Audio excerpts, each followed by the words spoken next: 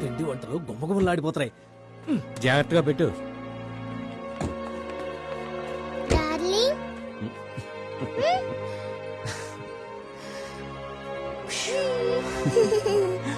వెళ్ళొస్తాం మావయ్య. మంచిదమ్మా. వస్తాం తాతయ్య. బాయ్. బాయ్. మాధవి, నేను లేనని ఏం దిగులు పడకు. డార్లింగ్ నిన్ను జాగ్రత్తగా చూసుకుంటా. ఏయ్. అలాగే మహారాణి. బాయ్. ఉంటాను. Bye bye. మూడు పిల్లలు కలిసి ఉంటేనే ముచ్చటగా ఉంటుంది. గుమ్మల్లో నిలబడే కాపురం మొదలు పెట్టేసేలా ఉన్నాడే. ఏ ఇలా రా. ఎందుకు రమ్మంటున్నానుగా. ఎందుకు చెప్పండి. ఏ డార్లింగ్, బావకు ఒక ఉమ్మా ఇవ్వు. అవన్నీ పెళ్ళైన తర్వాతే. అయ్యా, నువ్వింకా 1945 లోనే ఉన్నావే. ఏంటయ్యా? ఏం లేదయ్యా, నాలాంటి చిన్న పిల్లోడు నీలాంటి పెద్దవాడు ఇలాంటివన్నీ చూస్తే కళ్ళు పోతాయి. పోయినా పట్టించుకుంటేవాడు ఎవరు రా. ఏంటప్పా ఎలా చూస్తున్నా? నీ చూపు చూస్తుంటే నీ వకీలు ఒక్కగాని ఒక్క కూతురు కెనడాలో ఉన్నట్టు, తన పిల్లలతో కారులో వెళ్తుంటే ఇద్దరు రౌడీలు దారి కాసినట్టు, తుపాకిని నెత్తిని పెట్టి నీ వకీలుకు ఫోన్ చేసి బెదిరించి మాట్లాడినట్టుగాను. సార్, మొత్తం ఆధారాలను ఇచ్చేస్తాను సార్. నా కూతురు ఏమి చేయకండి సార్. తనని కాపాడండి సార్. Leave them. ఆ లాయర్ ఎవిడెన్స్ మొత్తం తీసుకొచ్చి నాకు ఇచ్చేసినట్లుగాను, నేను వాడి కళ్ళ ముందే మొత్తం తగలేసినట్టు కదా ఉంది.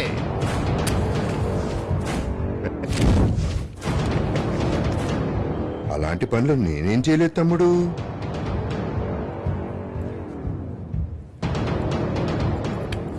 ఏమైంది?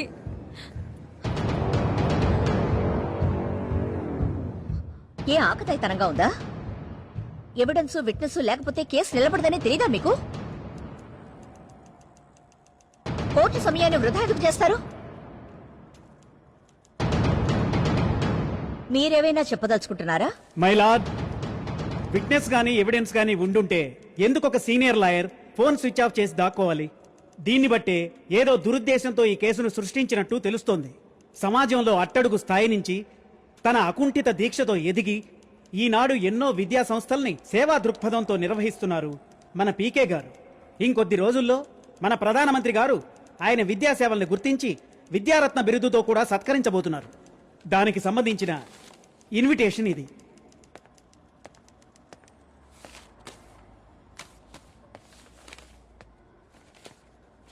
ఆయన యొక్క ఎదుగుదలని ఓర్వలేని కొందరు ఆయనకు మచ్చ తేవడానికి ఆ అమ్మాయిని రెచ్చగొట్టి ఇలా తప్పుడు కేసు పెట్టేలా చేశారు. కాబట్టి ఈ కేసును కొట్టివేసి ఈ కేసు పెట్టిన వారికి, ఆ అమ్మాయిని రెచ్చగొట్టిన వాళ్ళకి ఇంకోసారి తప్పు చేయకుండా శిక్షించవలసిందిగా కోరుతున్నాను.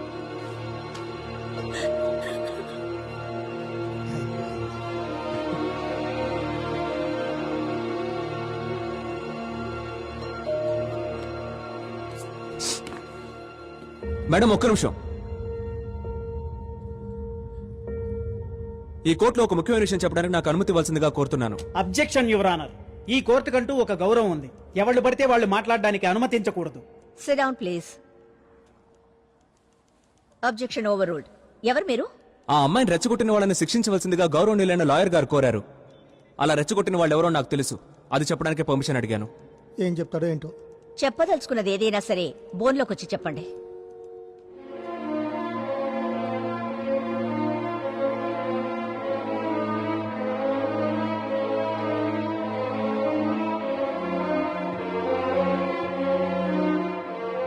ఆ అమ్మాయిని కేసు పెట్టడానికి రెచ్చగొట్టింది ఎవరు?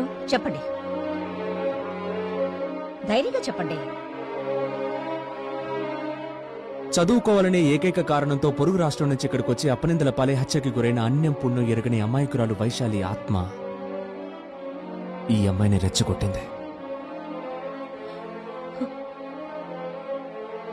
డాక్టర్గా చూడాల్సిన ఒక్కగానొక్క కూతుర్ని పాడ మీద చూసేసరికి ఆక్రోషంతో తల్లడిల్లిన ఆ తల్లిదండ్రుల ఆవేదన ఈ అమ్మాయిని రెచ్చగొట్టింది. దొరికిన చోటల్లా అప్పు చేసి అడిగిన డొనేషన్ ఇచ్చి కట్టడమే పూర్తి కాని కాలేజీకి వచ్చి ఇరుక్కుపోయామే, మన ఫ్యూచర్ ఏమైపోతుందోనని అనుక్షణం వెలవెల్లాడిపోతున్న ఈ విద్యార్థుల సందిగ్ధ అవస్థ ఈ అమ్మాయిని రెచ్చగొట్టింది.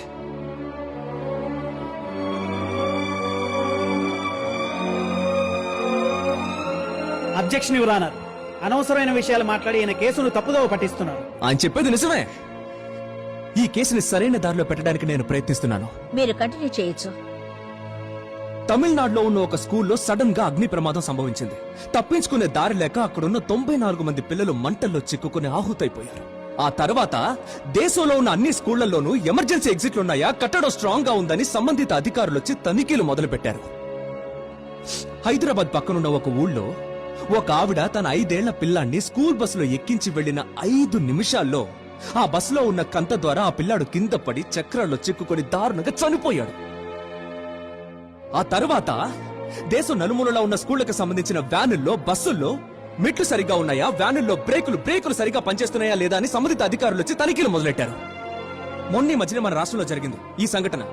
ఒక కాలేజీలో ఎటువంటి ప్రాథమిక వసతులు లేవు, ఏమని అడిగితే బెదిరిస్తున్నారు. సంబంధించిన మినిస్ట్రీకి ఎన్నిసార్లు కంప్లైంట్ చేసినా ఎటువంటి ప్రయోజనం లేకపోయింది. తమ చావుతోనైనా మిగిలిన 250 మందికి న్యాయం జరుగుతుందని ఒక లెటర్ రాసి పెట్టి 3 అమ్మాయిలు బావిలో దూకి ఆత్మహత్య చేసుకున్నారు. ఆ తర్వాత తనిఖీలు నిర్వహించి యాక్షన్ తీసుకుని మిగిలిన స్టూడెంట్స్ ని వేరే కాలేజీలకి మార్చారు. నాకు తెలియక అడుగుతాను, జీతం తీసుకుని పనిచేస్తున్న సంబంధిత ప్రభుత్వ అధికారులు సంఘటన జరిగే వరకు ఏం పనిచేస్తున్నారు? Objection your honour. దానికి ఈ కేసుకి సంబంధం ఏముంది? ఉందయ్యా, ఉంది, సంబంధం ఉంది. అటువంటి సంఘటన ఇప్పుడు ఈ ఊళ్ళో జరిగింది. ఎటువంటి ప్రాథమిక వసతులు లేని తన కాలేజీని కాపాడుకోవడం కోసం ఒక అమాయకురాల్ని బలి చేశారు.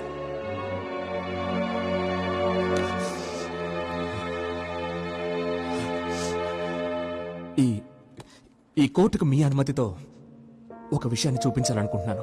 ఏమిటది? ఒక్క నిమిషం.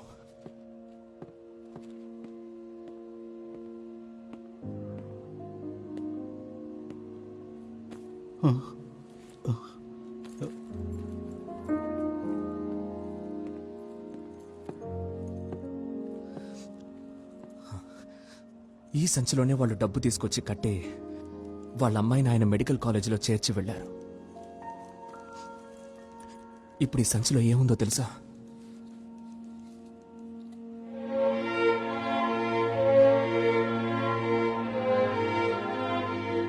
చనిపోయిన వాళ్ళ అమ్మాయి బూడిద.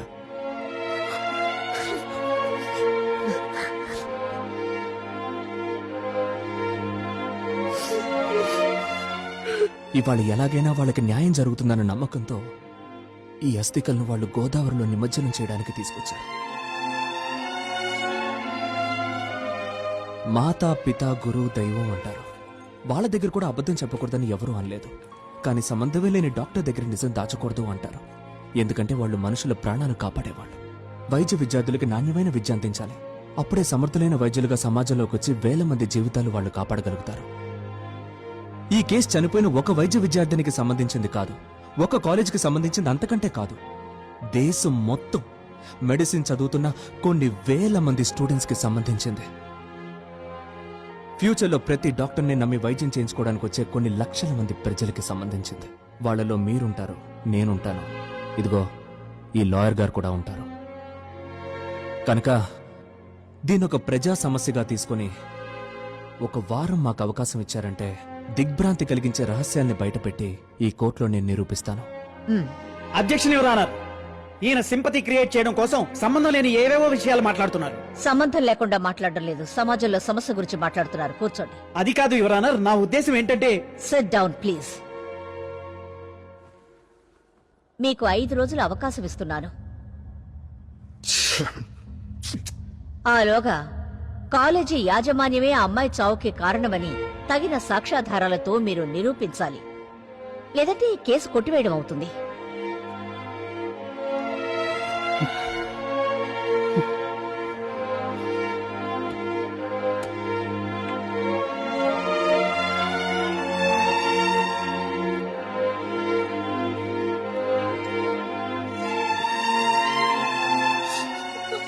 ఇది మా ఊరు కాదు.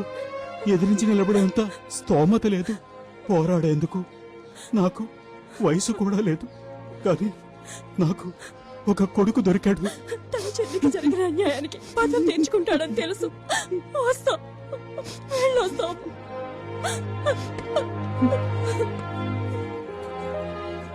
చూడండి, మీరు వాళ్ళతో వెళ్ళండి, నేను బండి తీసుకొని వస్తాను. మరి నువ్వు చెప్తున్నానుగా, వెళ్ళండి.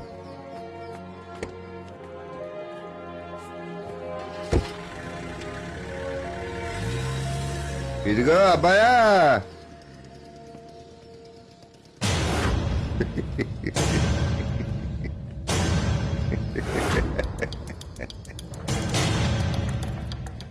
ఆఫ్టర్ ఆల్ ఒక కలెక్షన్ ఏజెంట్వి, నీకెందుకు ఈ పని?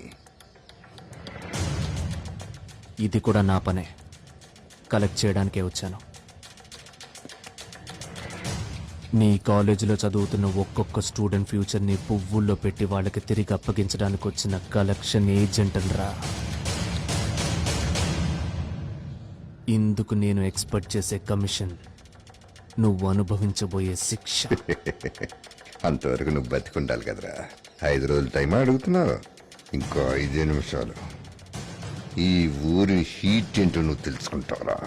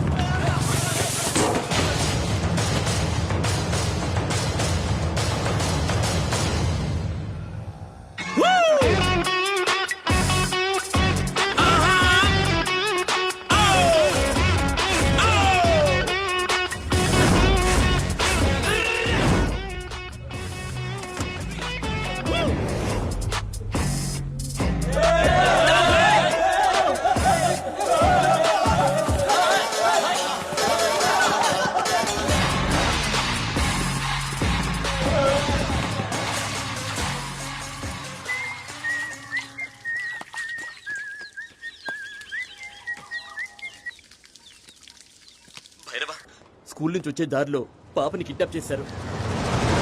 1 గంట మాత్రమే టైం ఇచ్చారు. ఈలోగా నిన్ను వాళ్ళకి అప్పగించలేదంటే పాపని చంపేస్తావు అంటున్నారు.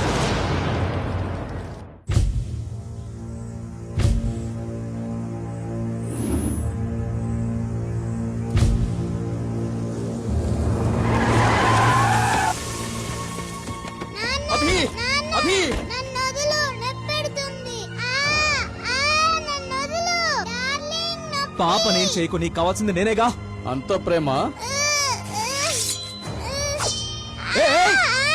నాన్న, వద్దు, పాప నేను చేయకండి, వదిలేయండి. అభి!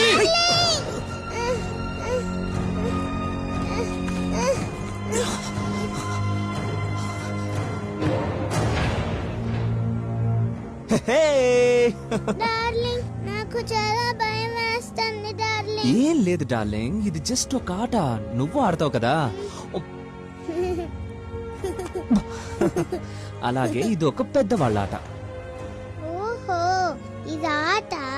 నేను భయపడ్డాను.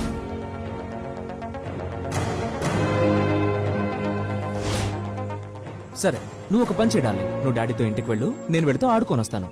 ఉం? ఓకే. అభి